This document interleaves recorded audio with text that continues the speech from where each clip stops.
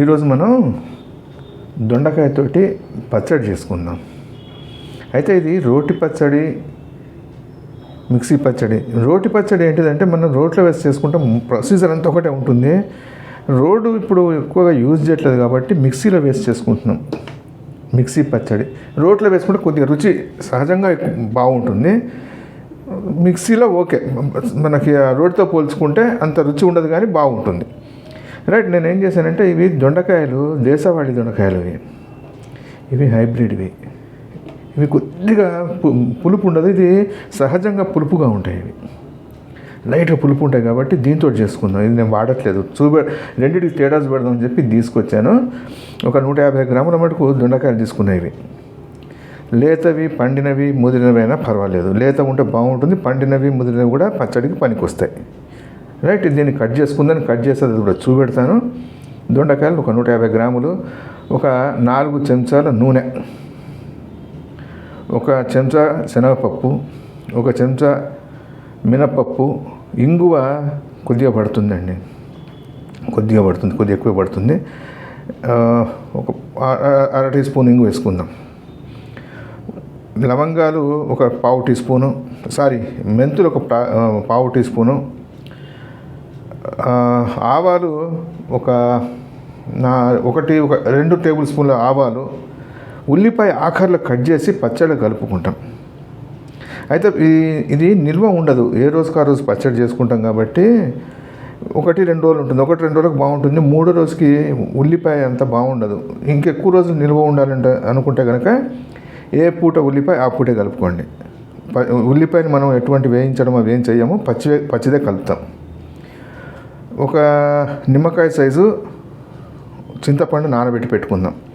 10 పల్లీలు, కొద్దిగా పల్లీలు అండి, 10 కొద్దిగా పల్లీలు వేద్దాం, బాగుంటుంది. పల్లీలు కొద్దిగా కచ్చపిచ్చగా మనం గ్రైండ్ చేద్దాం, బాగుంటుంది, పంట కింద తగులుతూ బాగుంటుంది. ఒక 1/2 టీ స్పూను పసుపు. కారం ఉండాలి, ఈ పచ్చడి కొద్దిగా కారం తగిలితేనే అని ఆ సుర్రు తగిలితేనే రుచి ఉంటుంది. ఒక 10 పచ్చిమిరపకాయలు వేసుకుంటున్నాను. కారం ఎక్కువ అనుకుంటే కనుక మీరు తక్కువ చేసుకోండి, ఎక్కువ కావాలనుకుంటే కనుక ఇంకో 2 పచ్చిమిరపకాయలు ఎక్కువ వేసుకోండి.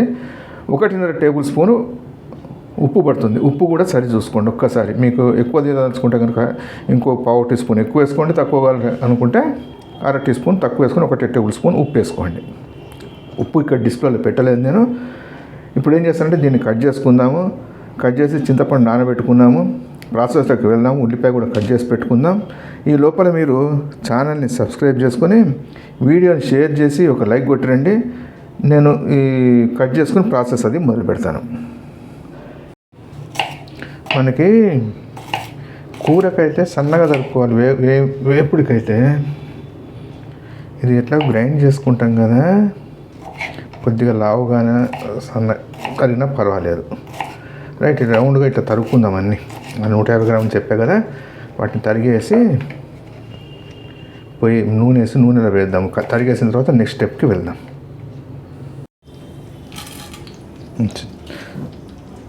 ఇప్పుడు ఏం చేసాం, మెంతులు, ఆవాలు, మినపప్పు, శనగపప్పు వేసాము, పసుపు. మెంతులు ముందర వేసుకుందాం. మెంతులు బాగా వేగాలి, పచ్చిగా ఉంటే కనుక చేదు వచ్చేస్తుంది. మెంతులు కొద్దిగా వేగిన తర్వాత మిగతా అవి వేద్దాం. ఇప్పుడు ఏం చేద్దాం, ఇంగు వేసేసుకుందాం. అన్నీ వేగితే ఎర్రగా వేగేంత మటు కాగి, ఎర్రగా వేగిన తర్వాత మిగతా స్టెప్కి వెళ్దాం. ఇప్పుడు ఏం చేసాము, పోపు ఎర్రగా వేగుతున్న టైంలో పల్లీలు వేసేసుకుందాం. పల్లీలు ఏం చేద్దాం, పల్లీలు చిటపట్లాడుతున్నాయి కదా, వీటిని వేగిన తర్వాత పక్కన తీసి పెట్టేసుకుందాం. పోపు అవన్నీ గ్రైండ్ చేసిన తర్వాత కొద్దిగా నలిగేటట్టుగా పల్లీలు వేసుకుందాం. ఇప్పుడు నేను వేగిన తర్వాత పల్లీలు తీసి పక్కన పెట్టుకుంటాను. ఎక్కువ వేయలేదు కదా, తొందరగానే తీసేయచ్చు. తర్వాత దొండకాయ ముక్కలు వేసుకుందాం. దొండకాయ ముక్కల్ని మగ్గనిద్దాం. ఏమైంది, పల్లీని తీసి పక్కన పెట్టేసుకున్నాము. పచ్చిమిరపకాయలు వేసి 1 నిమిషం వేగనిచ్చాము.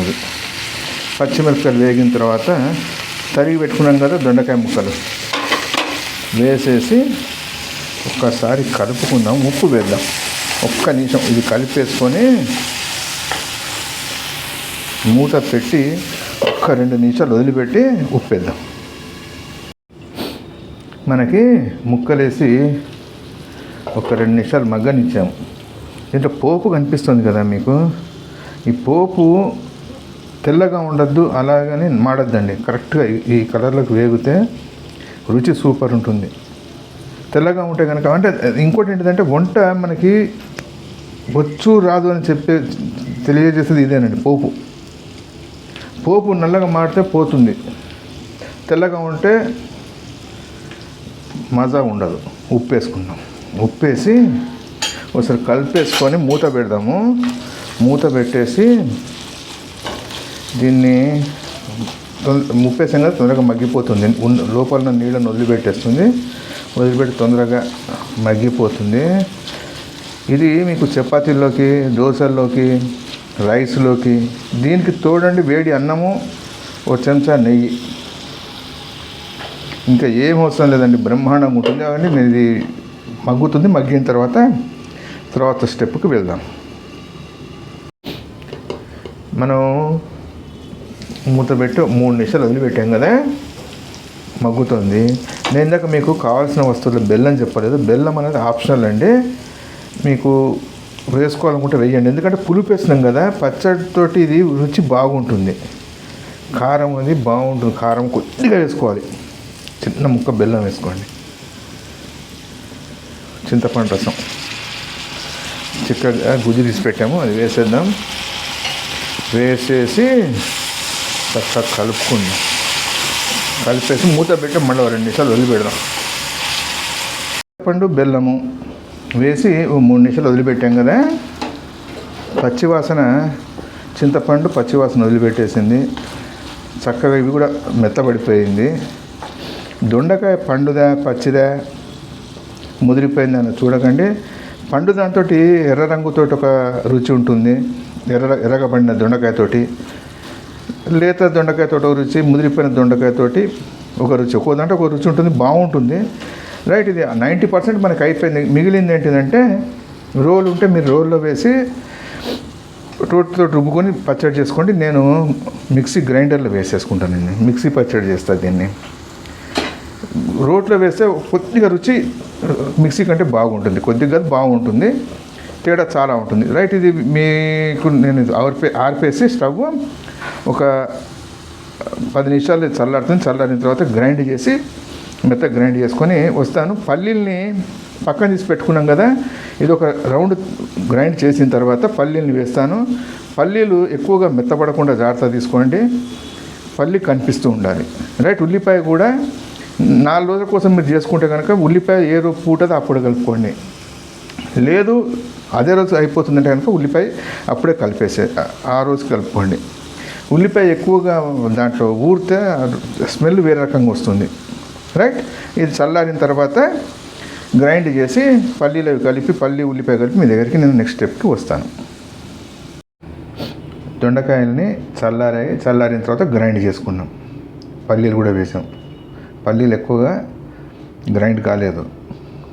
రైట్, దొండకాయ కూడా ఎక్కువ గ్రైండ్ చేసుకోవద్దండి. కొద్దిగా ముక్క పంటికి తగులుతూ ఉండాలి.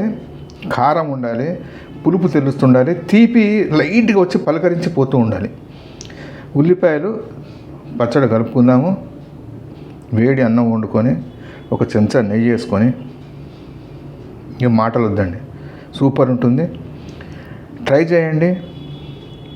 ట్రై చేసి తిన్న తర్వాత బాగుంటే ఒకసారి షేర్ చేయండి, కామెంట్ చేయండి.